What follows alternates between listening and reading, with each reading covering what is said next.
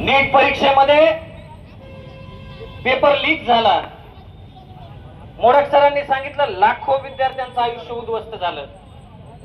22 विद्यार्थ्यांनी आत्महत्या केल्या आणि त्या आत्महत्या केलेल्या 22 विद्यार्थ्यांना न्याय मिळाला पाहिजे म्हणून पर्यावरणवादी गांधीवादी नेते सोनम वांगचुकजी 20-21 दिवसापासून दिल्लीतील जंतर मंतर मैदानावर आंदोलन करत होते, उपोषण करत होते.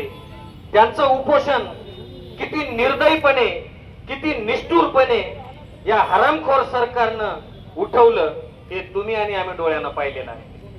आणि या सरकारला जाब विचारण्यासाठी, या सरकारला धर्मेंद्र प्रधानजी यांचा राजीनामा देण्यासाठी तुम्ही आम्ही एकत्र जमलो आहोत. आणि या धर्मेंद्र प्रधानचा राजीनामा जोपर्यंत होत नाही तोपर्यंत हे आंदोलन तुम्हाला आणि आम्हाला निष्ठेनं चालवायचं आहे. अरे आवाज